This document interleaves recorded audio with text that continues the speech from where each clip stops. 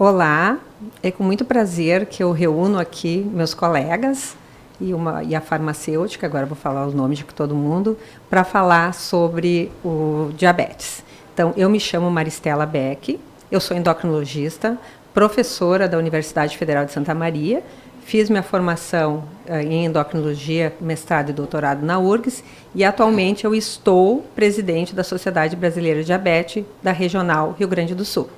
Então, tem aqui ao meu lado o professor Álvaro Garcia Rossi, que também é professor de oftalmologia da Universidade Federal de Santa Maria, professor associado, e também professor da Universidade Franciscana, UFN, né? UFN. E fez o seu mestrado e também seu doutorado na USP em oftalmologia.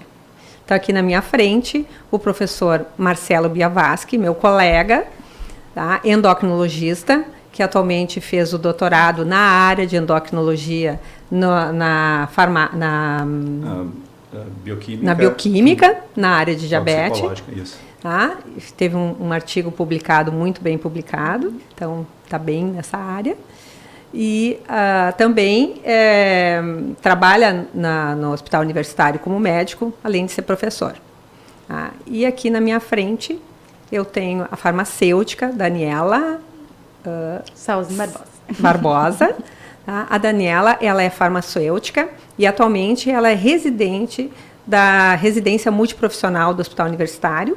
Tá? É uma residência em que, além da parte da farmácia, depois ela vai falar, mas tem toda uma área de acompanhamento dos pacientes. Nós temos o privilégio de ter uma vez por semana a multiprofissional junto com o ambulatório, e a maioria desses pacientes são diabetes, que consta, além da farmacêutica, de uma psicóloga, de uma nutricionista, de uma enfermeira, tá, que faz a preceptoria e nos ajuda no manejo do diabetes, que precisa de um segmento multiprofissional. Sim. Então, nós estamos no Novembro Diabetes Azul. O novembro foi escolhido pela Organização Mundial da Saúde e também pelos órgãos que lidam muito com o diabetes, para ser esse mês, o mês de reflexão sobre o diabetes. E por que novembro? Novembro, dia 14 de novembro, é o dia do aniversário do Frederick Banting, que nada mais, nada menos, foi um dos que foram descobridores da insulina, né, junto com um grupo em 1922, e que isso modificou completamente o tratamento do diabetes. Então, a partir dessa data, né, após que se isolou a insulina e ela passou a ser usada como tratamento, nós podemos ter um segmento dos pacientes com diabetes tipo 1, que até então, até aquela época, eles não tinham nenhuma forma de tratamento. Então, a partir dessa época, nós temos... Então, o novembro é o mês de reflexão. Então, a gente fala assim, a gente comemora o diabetes. Não, a gente quer conversar sobre a doença exatamente para chamar atenção sobre o diabetes e tentar conscientizar a população, conscientizar as pessoas sobre este problema. Tá? Que é uma doença crônica, né? Se estima que no Brasil se tem em torno de 16 milhões de pessoas com diabetes. Então, o diabetes é uma doença muito silenciosa, mais ou menos 1/3 das pessoas que têm diabetes na América Latina não sabem, ou então convivem com a ideia que tem uma glicosezinha alta e não sabem que essas glicoses podem levar a uma série de complicações. Então, nós precisamos conversar sobre isso. E nesse mês, no dia 14, nós vamos fazer um mutirão para avaliação de uma das complicações crônicas do diabetes, que é a mais prevalente, é uma das mais prevalentes, que é a lesão que acontece nos olhos referente ao diabetes, que a gente chama de retinopatia diabética. Então, nós pretendemos fazer mais de 100 exames. Então, as pessoas que têm diabetes estão convidadas para fazer essa avaliação. Tá? E, junto com isso, com o pessoal da residência multiprofissional, nós vamos fazer testes, vai ter oficinas de exercício, vai ter oficinas sobre alimentação, que a gente vai falar um pouco mais no decorrer desse nosso podcast. Então, para conversar, isso é um debate, né? Então nós vamos conversar depois como isso, mas o que é o diabetes E quais são os tipos de diabetes? Eu gostaria que o professor Marcelo, né, Dr. Marcelo, falasse sobre isso. Bom, então, boa tarde. Obrigado, Maristela, pela pergunta. Diabetes, então, é um distúrbio do nosso metabolismo onde há uma hiperglicemia marcada, né? E diabetes pode ser causado por diferentes situações, mas a maioria das vezes cursa com o que a gente chama de resistência insulínica, né? Quando a insulina não funciona bem. Aí, em decorrência disso, a insulina não funcionando bem, a insulina é o hormônio que tem cuja principal função é diminuir a glicose do sangue, diminuir o açúcar e colocar a glicose dentro da célula. Então, uma vez que o organismo é resistente à insulina, essa insulina não funcionando bem vai causar um aumento da glicose no sangue, ou seja, uma hiperglicemia. Em decorrência disso, surgem as complicações crônicas que a gente diz do diabetes. Mas quais são os tipos assim que a gente vê assim, às vezes as pessoas pensam, tá, eu tenho aquele diabetes, é o diabetes da criança, sim, do adulto?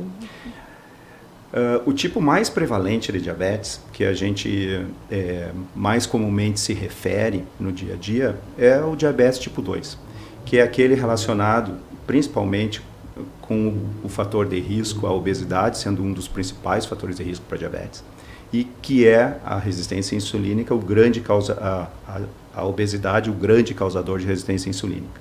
Então, o diabetes tipo 2, que ocupa cerca de 85% a 90% dos casos de diabetes. Mas a gente também tem um outro tipo de diabetes, um pouco menos prevalente na população, mas não menos preocupante, e não menos grave, e não menos alarmante, que é o diabetes tipo 1. É aquele causado, em geral, ele é desencadeado por uma autoimunidade. O indivíduo tem uma defesa autoimune que combate as células do pâncreas que fazem insulina. Isso faz com que o pâncreas vá perdendo essas células, que a gente chama de célula beta, e perdendo essas células, então o pâncreas vai diminuindo a sua capacidade de fazer insulina e a pessoa vai ficando sem insulina e, portanto, vai subindo a glicose em decorrência disso. Então, esse seria o diabetes tipo 1, que ocorre em até quase 10% das vezes. Depois a gente tem um diabetes gestacional, né, que ocorre também na gestação, e tem um outro tipo de diabetes que é comum a um grande grupo de doenças, né, entre elas doenças causadas por tumor no pâncreas, por exemplo, por doenças endocrinológicas, como tem acromegalia, uma doença que pode causar diabetes, tem outras doenças, como o HIV, também pode causar diabetes. O paciente que está infectado pelo vírus HIV. E a gente tinha muitos pacientes que usavam muito corticoide. Corticoide. Né? Que acabavam, tem doenças que se tratava muito com corticoide. Atualmente, até as doenças reumatológicas, elas entraram em outro curso. A gente não tem mais tido tanto paciente que faz diabetes secundário ao uso dos corticoides, mas Exato. ainda é importante. Mas o ponto nevrálgico assim, a principal causa de diabetes hoje, que a gente enfrenta um aumento alarmante na população, a principal causa é a obesidade. Então, quando a gente fala em diabetes, a gente está falando geralmente ao diabetes tipo 2 e ao diabetes tipo 1 numa menor proporção, mas ambos são muito prevalentes na população e que causam as complicações crônicas que são alvo da nossa reunião hoje aqui. O diabetes tipo 2 ele tem uma particularidade em que o início é um momento muito importante para o tratamento, o diabetes tipo 2, nos 10 primeiros anos. É um momento em que a gente faz prevenção, principalmente a prevenção das complicações crônicas, é onde o paciente precisa ser bem tratado. Porque depois desse período dos 10 anos, o paciente ele pode apresentar uma memória metabólica, né? O indivíduo ele pode ter uma memória se for maltratado e ter uma memória metabólica se for bem tratado. Então, o desafio do diabetes tipo 2 é no diagnóstico, nos primeiros anos, o diagnóstico inicial, principalmente nos 10 primeiros anos, mas a gente tem uma defasagem, um atraso no diagnóstico. As pessoas, então, como tem pouca sintomatologia no início da doença, em geral eles buscam atendimento já, em média, 7 anos após já terem a doença, né? Então, isso acaba acontecendo só para de muitos pacientes ficarem sabendo do diagnóstico de diabetes, porque eles vão no oftalmologista, o médico faz um exame de fundo de olho e detecta lesões próprias do diabetes. Então, essas complicações, elas precisam ser avaliadas, né? E hoje nós estamos falando muito... que eu queria voltar, porque eu acho que a população, assim, acho que não é só obesidade, né, Marcelo? Não. É bom falar, porque não parece que a gente só vai pegar pessoas obesas que vão ter diabetes. Claro. Então, nós temos vários outros fatores de risco que entram aí. Desde o sedentarismo, alimentação, sedentarismo e tudo, não seria erros alimentares. E até assim, por exemplo, não são só os pacientes obesos que têm diabetes, então é como tu está lembrando. Então, 85% dos pacientes com diabetes tipo 2 têm obesidade, mas tem já quase uns 15% que não têm obesidade, que têm diabetes tipo 2, por exemplo. E o diabetes tipo 1, então, ao contrário, muitos indivíduos, inclusive, são magros, né? Inclusive, outra coisa muito importante é falar do diabetes infantil, das crianças que... Não sei se nasce ou se tornam diabéticos nos primeiros anos. Como é que é isso? Como é que... Hoje nós estamos passando por um momento, uma saia justa com a mudança de cenário, né? Então, assim, antes, há um passado não muito remoto, a gente tinha as crianças sendo principalmente acometidas por diabetes tipo 1, que é essa relacionada à imunidade. Mas hoje não, hoje a gente tem já um aumento assim, continuado de pacientes com diabetes tipo 2 na infância, né? E, então, mais alarmante ainda, porque a pessoa vai ter mais tempo com diabetes, né? Antes, assim, o diabetes tipo 2 era mais comum no adulto, começava lá pelos 40 anos. Agora, então, desde criança já começa a ter diabetes, né? Muito relacionado à obesidade. Como eu disse, assim, o diabetes tipo 1 tem data e hora para iniciar. Geralmente a pessoa começa com sintomas. Tá? Daí a gente até pode ter uma ideia que aquelas complicações vão começar no mínimo 5 anos depois. Diabetes tipo 2, não. Ele pode aparecer... E a relativização também do paciente pré-diabético, né? Que a gente vê muito. Mas tá a glicose um pouquinho aumentada, quem sabe vocês falam não muda um pouco hábitos. sobre quais são os sintomas que um paciente que possa ter diabetes sente. Exato. Acho que é interessante. Da polidipsia, da poliúria, que é tudo isso aí que é muito importante falar o que é polidipsia, falar para a população. Então, a pessoa pode ter muita sede. Quando ela descompensa, quando o diabetes começa a subir muito, ou tem uma suba mais rápida, a pessoa tem a sintomatologia. Então, aquela pessoa que no estágio inicial da doença, principalmente no diabetes tipo 2, ela pode passar anos sem sintomas e descompensar por algum motivo, ou fez uma infecção, uma pneumonia, né? Ou ela passou por um momento de estresse que vai fazer essa descompensação. E dela começar com muita sede, beber muita água, urinar muito à noite. Um certo perda de peso. Isso, perda de peso. Tá? Infecções, borramento da visão, que não é pela lesão. Feridas que não cicatrizam mais. Feridas que não cicatrizam, principalmente nas pessoas que são fumantes. Então, é uma série de sintomas que vão aparecendo que, às vezes, a pessoa se adapta. Levanta 3, 4 vezes à noite. Né? Passa com uma água e se adapta àquela sintomatologia. Né? Então, a pessoa, como tu mesmo disseste, né, Daniela, ela relativiza o problema. Né? Às vezes, a gente pega um paciente que tem uma glicemia elevada, que tem diabetes, e pede para ver os exames anteriores, e o diabetes já existe, inclusive, nos exames, 2, 3, 4 anos antes. Ou a pessoa nega, né? Porque às vezes também a gente não pode colocar toda a conta no profissional de saúde. Às vezes a pessoa foi dito para ela nega, ela não consegue aceitar que tem. Por isso o acolhimento desse paciente. Mas hoje mesmo a gente tem muitos pacientes que não dizem que tem diabetes, eles dizem a glicose está um pouquinho alta, mas não deu diabetes, mas já tem. Então, muitos já tem. O tratamento, até antes da gente falar sobre a nossa ação, o diabetes não é tratado só com um único profissional. Né? Exatamente. Nós somos, por exemplo, nós endocrinologistas, vamos ter um tratamento mais do paciente como um todo, mas muito da parte da medicação, incentivá-lo ele no exercício físico, incentivá-lo ele a cuidar da alimentação, mas nós não podemos dar um tapinha nas costas e dizer, cuida da alimentação. É importante que o paciente vá Foi bom vocês falarem nisso. Assim, ó, é muito comum chegar e a gente perguntar, a senhora é diabética? Não, eu tenho pré-diabetes. Então, o que é esse pré-diabetes, que é um termo que surgiu nos últimos anos, que a gente não usava antigamente? Era o intolerante ao carboidrato. Lembra? Eu sou intolerante ao carboidrato. E esse termo intolerante, ele também não condiz com a realidade, porque quem tem intolerância ao glúten não pode comer glúten que passa mal.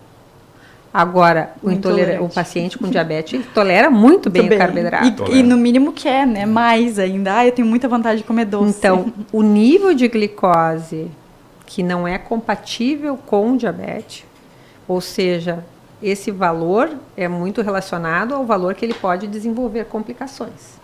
Então, existe um valor para pré-diabético. Qual que é esse valor? Fala para nós, Marcelo. Diabetes é assim, quando os limites da glicose são acima do normal e são abaixo do diabetes. E o que é o normal? Vamos falar para a população. O normal, ele deveria ser interpretado, mas é interpretado porque depende do indivíduo. Né? Isso são palavras minhas, depois eu posso explicar. Mas o que é aceito na bibliografia é que o normal seja considerado quando a glicose dá, no jejum, entre 70 e 99 miligramas por decilitro. Entre 70 e 99. Se der maior ou igual a 100 no jejum e menor que 126, a gente diz que aquela pessoa tem pré-diabetes, baseando-se na glicemia de jejum. Mas tem um outro meio também de dizer que tem pré-diabetes, que é baseando-se no teste de tolerância oral com a glicose, que popularmente as pessoas chamam de curva glicêmica, mas não precisa ser uma curva. Pode ser uma reta, jejum em 2 horas, ou até 1 hora agora, né? Então, assim, a pessoa toma lá aqueles 75 gramas de glicose, faz o teste no jejum e 2 horas depois. Aí 2 horas depois, se der maior que 140 e menor que 200, ele tem pré-diabetes também por esse critério. Então, ele tem pré-diabetes pelo critério da glicemia de jejum, que é entre maior ou igual a 100 e menor que 140. Pela glicemia depois do teste, com 75 gramas, que é 2 horas depois maior que 140 e menor que 120 e que 200. E também tem o teste pela hemoglobina glicada. Que essa o paciente tenta esconder, mas não consegue. Ele não consegue. Então, pela hemoglobina glicada, se a hemoglobina der maior ou igual a 5,7% e menor que 6,5%, o indivíduo tem pré-diabetes. E o que vocês fazem no pré-diabético? Isso que é importante a população saber, porque é diferente, porque os pacientes, às vezes, eu tenho pré-diabetes, não sou diabético, doutor. E segue a vida normal como se nada existisse. A vida normal como ou não entende porque passou a tomar um medicamento, né, e não tem o cuidado real que deveria ter. Mas, assim, eu acho que esse termo pré-diabetes, Maristela, com o tempo vai cair. Deixar. Isso vai ser diabetes. Vai ser tudo diabetes. Porque, assim, eu sempre achei. Qual que é a diferença? Porque esse valor 126? Porque é o valor que foi constatado que a pessoa, né? Que é 8 milimóis, né? Que a pessoa desenvolve retinopatia. Exato. Ponto. Mas e qual é o valor que a pessoa pode começar a desenvolver doença cardíaca, doença cardiovascular, que é o que vai complicar mais a vida da pessoa. Seria um valor acima de 99, que já começa com as doenças macro, com as complicações. Então, na realidade, se a partir desse valor a pessoa já pode desenvolver o que ela vai ter complicações no futuro, talvez o valor acima de 99 já seja, e tem muitos profissionais, expertises, que são pesquisadores, que falam, né, Dr. Defronzo, né, que seria acima de 99 tudo está alterado. Acho que é até importante a gente falar, que a gente acabou não citando, mas quais são as complicações crônicas? Porque os pacientes às vezes não relacionam, eles só falam que eu tenho o açúcar no sangue alto, mas não relacionam com a doença cardíaca, né? Enfim, acho que dá para trazer um pouquinho disso. É que a gente tem aquelas associadas, né? Que tu não tem uma causa-efeito, assim, que é as doenças cardiovasculares, principalmente infarto, AVC, né? Tu não tem assim Agora, tem aquelas lesões que são específicas do diabetes, né? Que é a retina. Que é a retinopatia. A nefropatia. A nefropatia, que é a doença dos rins. E o problema dos nervos dos pés, principalmente, né? Periferia. Que a pessoa vai perdendo aquela sensibilidade, daí pode fazer uma lesão e não perceber, que piora com a doença vascular. Exatamente. Então, como a gente diz assim, o diabetes afeta vaso. Vaso da retina, vaso dos rins, vasos do coração, vasos do cérebro. É vaso, né? Então, isso ocasionado pela glicose elevada. E assim, agora que eu ia falar, assim, ó, no caso do pré-diabetes, por exemplo, que a gente estava falando, demos e assim, pareceu que íamos seguir por esse assunto. Então, assim, é 126 o limite do diabetes, porque ali é um marcador de retinopatia diabética, né? Aquele valor ali se chegou porque aquela ali é a média onde as pessoas apresentam retinopatia diabética. Mas só que dependendo da herança, da sua constituição genética ou de outros fatores de risco, a gente pode interagir com aquela glicose e apresentar complicações mais cedo, né? Então, assim, a média da população, assim, vamos considerar em termos populacionais a glicemia para diagnóstico de diabetes em 126 no jejum. Mas, assim, em níveis pré-diabéticos, dependendo da característica genética da pessoa, ele também pode desenvolver complicações ali no estado anterior, né?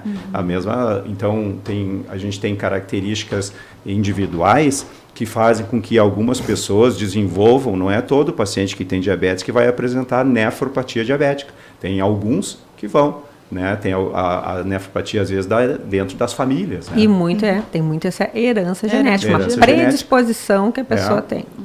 Então, daqui um pouco, antes, assim, o professor Álvaro teceu algum comentário falando que, às vezes, o diabetes pode estar bem controlado pelo aspecto metabólico, mas dependendo da característica daquele indivíduo, ele pode ter retinopatia diabética, apesar de um bom controle. Então, assim, há outras interações genéticas com aquela glicose que talvez fazem com que aquele indivíduo devia ter um controle mais rigoroso do que realmente seria para a média populacional. Não é incomum, né, que o paciente chegue e comente com o médico, né, enfim, com o profissional de saúde, que a avó tinha diabetes, a mãe tinha diabetes, o pai diabetes, né, a gente já sabe qual que é a cascata disso tudo. Então, vamos assim, falar um pouco sobre o olho, então? Então, vamos falar assim um pouquinho. Antes só ficou no ar uma história do pré-diabetes, né? Quando que tu trata, que foi que tu perguntaste, tá? O melhor tratamento para o pré-diabetes é o exercício físico. Não tem nada que reduza a evolução do diabetes do que a pessoa fazer exercício. Tá? Isso aí é uma coisa assim comprovada. E a outra, existe alguns medicamentos, né? Às vezes a pessoa está usando já uma medicação para o diabetes, que é a metformina, que também tem o efeito de retardar isso.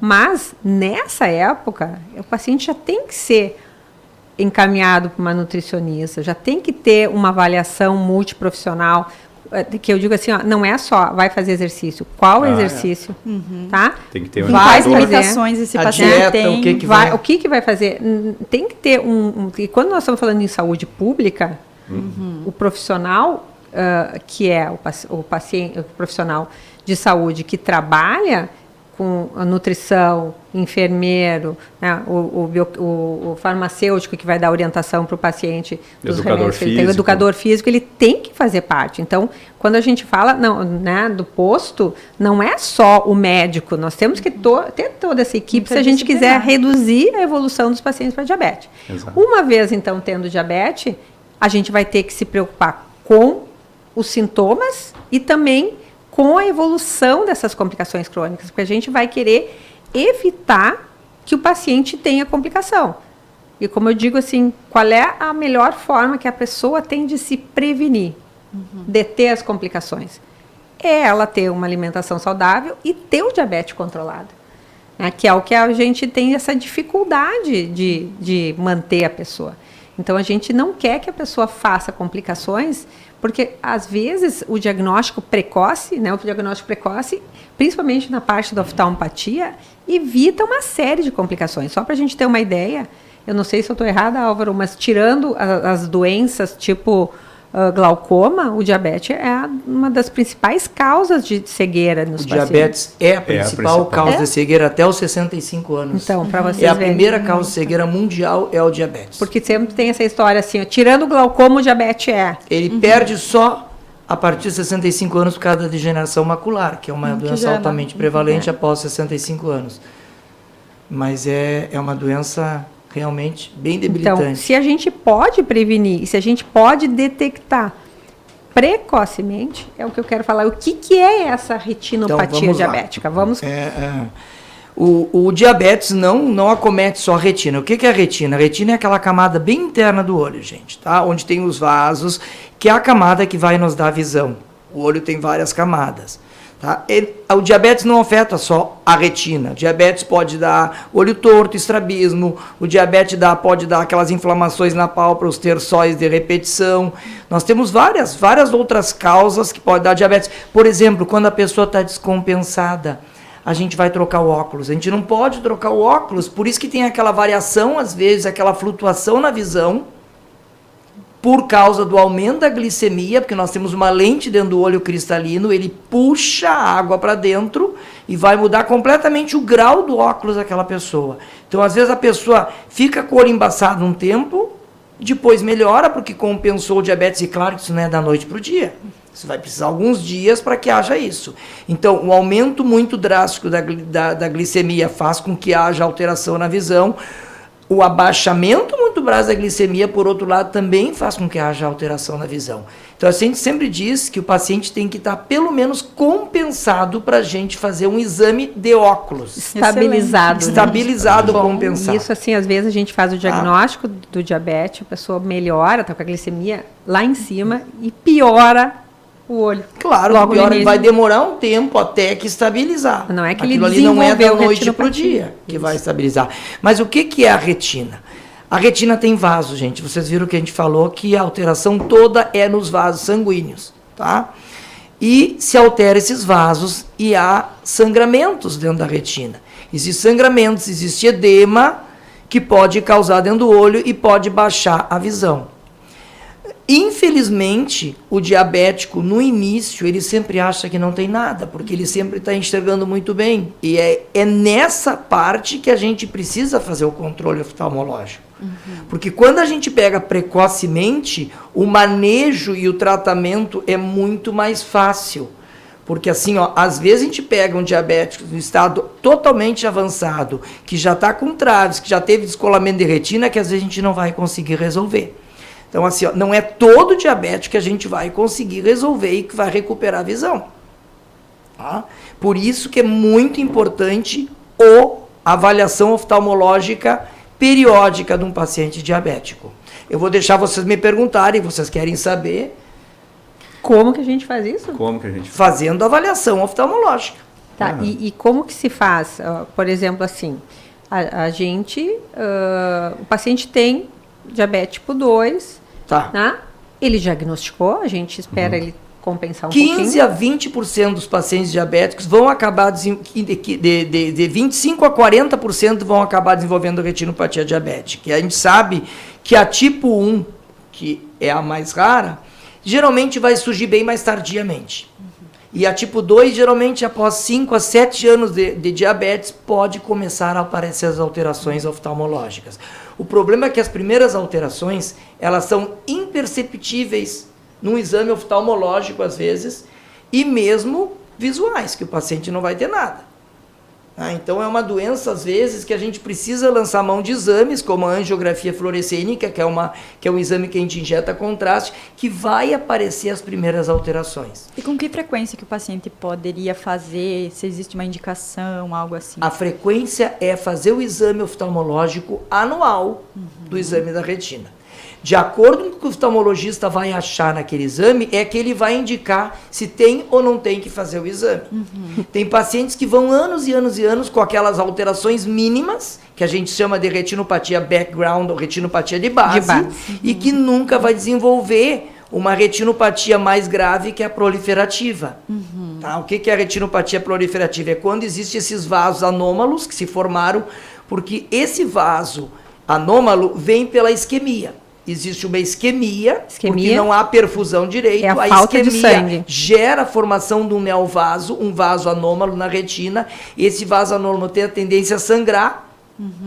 Sangra, traciona, descola a retina. É essa assim a evolução. Então, a gente tem que pegar bem antes, para que se possa fazer algum tratamento precoce para que não evolua para uma retinopatia proliferativa. Então, o que se tem que fazer é fazer o controle periódico oftalmológico num paciente que tem diabetes. Não, e assim, além dessa avaliação periódica, né, a gente tem que ter, como tu falaste, a gente não pode ser nem tão céu e nem tão a terra, porque do controle metabólico, né? Se a gente tiver também uma glicose muito alta, quando o paciente já tem uma retinopatia, as glicoses, elas funcionam, elas ocasionam uma hipóxia, né, na retina, e isso aumenta a geração dos novos vasos. Então, às vezes, as pessoas têm uma glicose de 300, por exemplo, e às vezes não tem tanto sintoma, porque a pessoa já está acostumada com isso, né? Não tem aquela polidipsia, muita sede. Então, as pessoas vão convivendo com picos de hiperglicemia de 300 e não consideram aquilo ali como um ato preocupante. Então, dependendo da ótica, então, que a gente vê, 300 de glicose para quem tem uma retinopatia acaba sendo uma emergência médica, porque aquilo ali acaba proliferando ainda mais os neovasos. Infelizmente, o diabetes é ingrato, porque tem gente que tem a glicemia muito alta e acaba não desenvolvendo e passam anos sem desenvolver uma retinopatia muito grave. Tem gente que tem uma glicemia mais controlada e, infelizmente, não tem um padrão para isso. A gente sabe que o controle rigoroso, a gente sabe que a dieta, a gente sabe que o exercício físico, tudo isso ajuda a manter um padrão melhor. E o edema macular? O edema é causado porque existe extravasamento do vaso, do líquido, do vaso sanguíneo mal formado, e esse edema é que faz baixar a visão. É como se inchasse a retina. E ele incha a retina. É um exudato que sai, uma transsudação do líquido que sai do vaso sanguíneo, porque a gente sabe que esse vaso tá mal formado, a perda dos pericitos, espessamento da membrana basal, aquelas alterações fazem com que o líquido saia do vaso. É como se fosse o plasma do sangue que sai e vai dar aquele edema. É isso que baixa a visão. Ou baixa a visão porque deu edema, ou baixa a visão porque sangrou. Se não dá alteração na mácula, que 90% da nossa visão é na mácula, pode ter um quadro florido, cheio de retinopatia, cheio de alterações na periferia, e o paciente acha que não tem nada. E aquilo é altamente perigoso. E se dá só na mácula, ele acha que tem muito. Se dá só na mácula, tem muito, porque baixa a visão.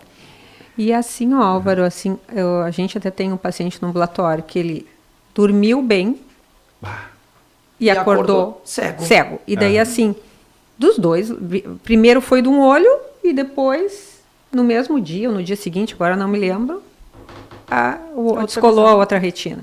E daí, inicialmente, via assim como se fosse se descolou a retina porque já tinha tração. A retina, ou tinha algum buraco na retina, né? Mas o mais comum é o sangramento. Sangramento de uma hora para outra, que eu posso estar sentado e conversando com você, sou diabético, simplesmente a minha visão sair. Então, por isso que é tão importante a pessoa fazer a avaliação. Sim, porque a gente precisa evitar esse sangramento, tratar esses vasinhos pequenininhos mal formados, que existe uma forma de tratamento ainda mais precoce. Qual que seria, Álvaro? O que a gente pode fazer? Porque assim, para prevenir que esses vasinhos, se a pessoa já tem, ou o tratamento é feito ou com laser, ou atualmente se usa muito as drogas anti-angiogênicas, que é o que se usa. Tá? Por quê? Porque essas drogas atuam na vascularização, então elas vão diminuir a vascularização. Tá? Ou você faz o laser ou você faz. Tem trabalhos que dizem que não se deve combinar os dois, tem trabalhos que dizem que você combina os dois, então assim, não existe consenso do que se faz. O que o laser faz? O laser vai destruir a retina. Onde tem áreas isquêmicas, o laser destrói. Tá? Então, quem fez laser, gente, a gente destrói aquela área que está isquêmica, que a gente sabe que não vai voltar. E destrói os vasinhos mal formados. Destrói tudo, destrói aquela área toda que está ali. Tá, mas tem uma predileção pelo vaso neoformado. É que assim, ó, não esqueçam que às vezes a gente destruindo, pode haver, tem que ver o que faz. A gente tem que controlar a isquemia. Porque novas áreas isquêmicas podem surgir. E essas áreas isquêmicas é que vão fazer os neovasos surgirem. Então, e mesmo com o laser, por exemplo, o paciente fez o laser, teve um resultado, né, excelente ou bom, pode voltar? Claro que pode. Infelizmente, a doença é ingrata. Isso é bom. Infelizmente, a doença é ingrata. Né? Então, assim, gente, não existe receita de bolo, não existe. Tá? Tem uns que fazem e controlam bem, tem outros que mesmo a gente controlando, eles evoluem mal. E o que a gente diria para paciente gestante que tem retinopatia, por exemplo? Ou quem entrou na gestação sem saber e depois fica sabendo que tem retinopatia? O diabetes gestacional a gente não vê nada, porque não dá tempo. Não, no diabetes tipo 1. Não, o diabetes gestacional é aquele que apareceu na gestação. Na gestação. Mas nós temos o diabetes tipo 1 da infância. O diabetes tipo 1, elas vão ter filhos. Que os quadros de tipo 1, os que eu tive, todos, são mais graves que o tipo 2. Sim. Eles demoram mais para aparecer, mas quando eles surgem, é fulminante. Sim, tem... São fulminantes. Inclusive eu a já vi gestação... jovens de 18, 20 anos que acabaram ficando cegos. A gestação piora a retinopatia. Claro, quando já era tipo, mas o diabetes gestacional, só durante a gestação, esse tipo não causa grávida. nada, gente. Muito rápido. Tá? Não chega a dar tempo de causar alguma coisa. Que fique bem claro. E se depois acabou a gestação e acabou o diabetes, não se preocupem. Não dá tempo de nada. Não, é mais para o tipo 1, né, que às vezes entra sem saber na gestação, né, entra então com esses vasos mal formados ali em atividade, entra com a sua isquemia na retina, na gestação, e a gestação pode agravar esse quadro, né, de retinopatia. Então, às vezes, as pessoas apresentam uma piora acentuada da retinopatia que faz cegueira na gestação, né? Com certeza, com certeza. Eu me lembro que há muitos anos atrás nós tínhamos um ambulatório com a doutora Marlene do Acrone, que só fazia diabetes de crianças, e eu atendia essas crianças que viam tudo que é lugar, e a gente viu várias crianças que tinham... E outra coisa é o controle, né, glicêmico dessas crianças tipo 1. De 8, 9, 10, difícil. 12 anos, que as glicemias eram 300, 400, 500 e não baixava nunca. E as mães chegavam, doutor, é normal, não adianta, não baixa disso. Sabe? E a gente via que demoravam muito para ter retinopatia diabética, mas quando vinha, era fulminante. É o que a gente vê. Hoje, com o tratamento mais precoce, se está se conseguindo controlar melhor isso. Então, até a própria injeção... A insulina, não sei quando é que você sugere, a insulina NPH, naquela época... A insulina NPH, tá, que é a ligação da insulina que torna ela mais, foi mais ou menos no final de 40 para início de 50, que foi o Dr. Hagedorn, que é um alemão que conseguiu ligar a insulina à protamina. E ela se tornou uma insulina mais demorada. Tá? De longa duração. De longa duração. Tá? Mas até ali se usava insulina regular. Tá? E as insulinas elas eram muito pouco puras, porque eram insulinas... tem que ser bem... alertar a população e dizer que assim, não existe tratamento 100% para o diabetes, gente. Não existe... não existe. Hoje a gente tem... Agora, a gente sabe que o controle, que tudo isso... vai ajudar a prevenir muita coisa. Previne muito. Né? Os estudos de segmento, tanto em diabetes tipo 1 de início precoce, como de diabetes tipo 2 de início precoce, né? Início precoce, né? que começou o tratamento mais rápido, assim, logo no início, assim, e com precisão, tentando melhorar a hemoglobina glicada, tiveram uma redução bem substancial das complicações crônicas. Então, tratar bem o diabetes é fundamental. E eu acho que é interessante a gente também abrir para falar sobre o controle desse diabetes. Porque o paciente, por exemplo, que toma só medicamento e é não insulino dependente, às vezes até pelo Sistema Único de Saúde, o paciente que usa insulina tem o benefício de conseguir, né, o aparelho para medir a glicose e tudo mais gratuitamente. Enquanto aquele paciente que só faz uso da metformina, né, algum outro medicamento, acaba não tendo esse acesso. Então ele fica refém de ir no postinho de saúde e conferir como que está o controle. Se não comprar, ele não Puxa tem. vida, eu não sabia disso. Ele não Quer tem dizer que acesso. o controle é só para quem usa insulina. Exatamente. O Pela aparelho Secretaria da gratuito. Saúde. Pela Secretaria da Saúde, sim. Tem muita coisa que precisa mudar, gente, porque quando a gente tem esses casos graves, tem que se encaminhar para os grandes centros. Nós não temos como tratar uma retinopatia diabética grave, que tem que ir para vitrectomia, tem que fazer a cirurgia daí. E que às vezes não está em uso da insulina. E que esse né? é um problema sério de encaminhamento e os pacientes acabam esperando. Então, tem certas coisas que a Secretaria da Saúde estadual tem que tomar providências. É que uma das coisas que acontece é que, assim como a gente, o professor Marcelo estava falando, que demora para fazer o diagnóstico, tá? Os pacientes também às vezes precisam usar insulina e não querem uma usar. rejeição muito grande. Tá? Então, assim, quando... eles parecem que acham que se eu cheguei na insulina, eu estou no estágio final. É o que mais eles relatam pensam. no ambulatório. Exatamente. E assim, eu sempre digo assim, o tratamento não é a gravidade. A gravidade é as complicações.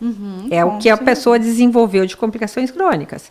Então, estar usando insulina, pode ser que a pessoa, inclusive do tipo 2, começou a usar insulina logo no início do tratamento, né? E teve tipo um controle 2 excelente, né? E ele mantém bem o controle. Só que assim, hoje eu já costumo dizer para os pacientes tipo 2, quando tu faz o diagnóstico do diabetes tipo 2, a pessoa já perdeu 50% da secreção de insulina. Então a gente vai ter que trabalhar com meio copo d'água. E talvez esse meio copo não seja suficiente e a pessoa precise de insulina. Hoje nós estamos entrando para uma outra era, né? Que o tratamento da obesidade em si provavelmente vai reduzir muito, se a gente tem esperança, né, de que as medicações para obesidade possam ser disponíveis com o tempo para as pessoas de uma maneira geral, que isso vai reduzir o diabetes, porque inclusive esses medicamentos modificaram muito a evolução do diabetes, né?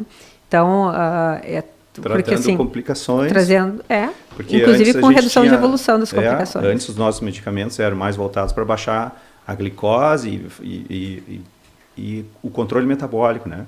Hoje os medicamentos eles já vêm com propostas assim de controlar a nefropatia, de insuficiência cardíaca. São nefroprotetores, Isso. são cardioprotetores, né? Mas assim, como é que tu vê, Álvaro, assim, o tratamento das outras intercorrências para a retinopatia? Por exemplo, é importante tratar a hipertensão, o colesterol? Como é que é isso aí, tu acha? Não tem muita correlação. A gente sempre diz que o vaso da retina é muito diferente do vaso, por exemplo, do rim. Que parece que a nefropatia diabética tem um controle muito melhor que a retinopatia diabética. Os estudos mostram que é pior esse controle, ou é o pior o descontrole, a evolução da retinopatia diabética em comparação com a nefropatia diabética. Os estudos mostram isso. Então, até isso é desfavorável para o olho, mas sabe? a gente sempre tem a ideia que o vaso da retina é o mais sensível. Exatamente. Porque ele lesa mais precoce. Por exemplo, se o paciente tem uma doença renal e não tem lesão ocular, a gente sempre tem que pensar, descartar que ele não tem uma outra causa de nefropatia. Porque o vaso da retina é o mais sensível para nós.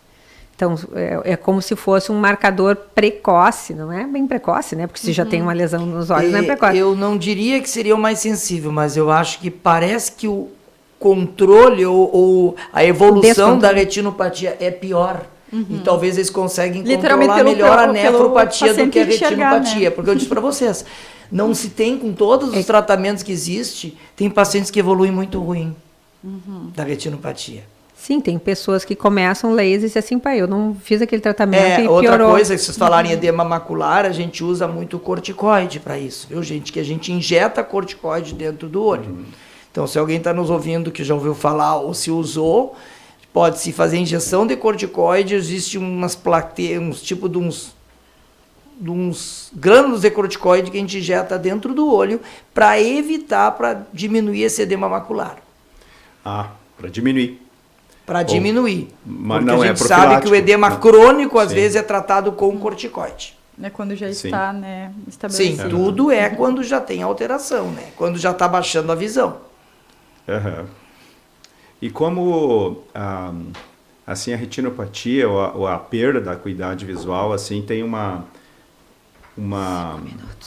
repercussão grande sobre a aplicação de insulina, né? Como o paciente fica dependente de outra pessoa para aplicar insulina. Ainda bem que hoje a gente tem as canetas, né? Que tu consegue contar as unidades ali pelos estalos, né, da caneta.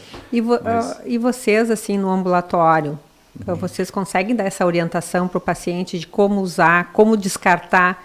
Até um pouquinho antes da gente falar, porque a gente tem 5 minutos, como que os pacientes fazem esse descarte? Porque eles usam insulina, é sangue que foi dos testes, foi perfurado. Hoje se fala tanto desse controle. As pessoas, como é que elas fazem com essas agulhas, com esse descarte desse material que está contaminado, né, com o sangue do paciente? Esse descarte sempre deve ser feito, então, né, para quem está nos escutando, dentro do material, retirar a agulha, não reutilizar a agulha, principalmente, fazer, né, o uso correto no local correto, a gente sempre faz essa instrução para o paciente, mas o descarte ele precisa estar dentro de uma garrafa PET, pode ser essa agulha, né? Essa caneta pode ser colocada dentro de uma garrafa PET, de um potinho de sorvete que tem em casa, tampa aquilo e levar na unidade básica mais próxima do paciente. Então lá, né, vai ter um local adequado para o posto de saúde receber aquele medicamento, né, ou aquele descarte de recipiente, agulhas, o que for necessário, algodão, luva.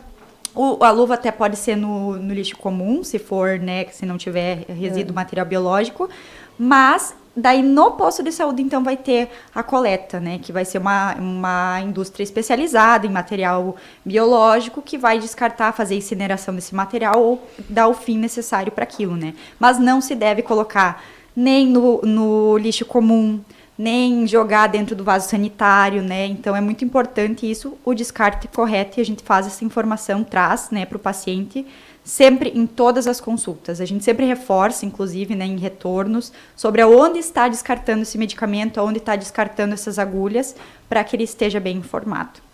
Então, para finalizar, eu gostaria, assim, de chamar a população para o nosso evento, que vai ser no dia 14 de novembro, na Praça do Hospital de Caridade. Tá? Esse evento, o objetivo principal é fazer a avaliação dos olhos, o fundo de olho, né? É uma fotografia. Fala só, Álvaro, um pouquinho. Gente, nós vamos fazer um exame com um retinol portátil, inclusive um retinol portátil feito no Brasil, que nós vamos receber da fábrica outro retinol para a gente fazer, e a gente vai examinar os pacientes ali na hora. Tá? Vejam bem, gente, nós não vamos dar a solução para todos os pacientes. Para mais importante esse paciente que é pré-diabético ou tem um diabetes inicial, alguma coisa, para a gente fazer, do que aquele paciente que já sabe que tem um diagnóstico avançado, que nós não vamos resolver. Não pensem que nós vamos resolver tudo na praça no dia 14, mas nós vamos esperar todos aqueles que queiram ir lá para fazer uma avaliação do fundo de olho. Serão todos bem-vindos. A gente está fazendo um link para poder fazer inscrição, para poder fazer a orientação das pessoas no dia. Uns vão fazer de manhã, outros vão fazer à tarde, tá? Mas mesmo que a pessoa vá sem horário, ela vai ser atendida. E será muito bem-vinda. E vai ser muito bem-vinda, porque além do fundo de olho, nós também vamos ter outras oficinas, vai ter o pessoal da educação física para fazer um alongamento, vai ter o pessoal da multiprofissional para falar sobre saúde, descarte de medicamentos, falar sobre maneira de aplicar insulina. Exatamente. Alimentação. Então, nós vamos ter também folders de alimentação, folders de como fazer exercício. Tem um folder de retinopatia que também vamos dar para os pacientes. Então, além da população que não vai fazer a avaliação, pode fazer uma avaliação do dedo, né? Fazer um teste para avaliar a glicose. Né? Então, a gente espera fazer uma reflexão pelo diabetes. Então, cada um deu suas considerações finais. Isso aí, gente. Bom, eu acho que é isso, o recado está dado, e vamos esperar todos vocês que queiram apareçam na praça lá, dia 14. Estaremos lá esperando vocês. Serão muito bem-vindos. Isso mesmo, apareçam. E nós contamos com o empenho de vocês também para difundir ou disseminar a nossa proposta de prevenir diabetes e complicações. Então, uma grande equipe de saúde estaremos lá. Uma grande equipe. Eu quero agradecer também à Sociedade Brasileira de Diabetes pela iniciativa, o professor Alvo, que quando eu falei, foi assim, já se motivou muito de fazer, tá? Então, a Universidade Federal de Santa Maria, o UFN, tá? E nós vamos ter patrocinadores que vão nos dar as camisetas, que é a Unicred, a Unimed. A Felcom, que vai nos dar um aparelho para a gente examinar os pacientes. A Multimagem. Fantástico. E mais a Abbott, que vai nos dar as fitas, e mais a CMS, que também é o laboratório que vai nos ajudar, tá? Então é isso. Muito obrigada. Muito obrigado. Muito obrigada. Prazer, e esperamos vocês lá.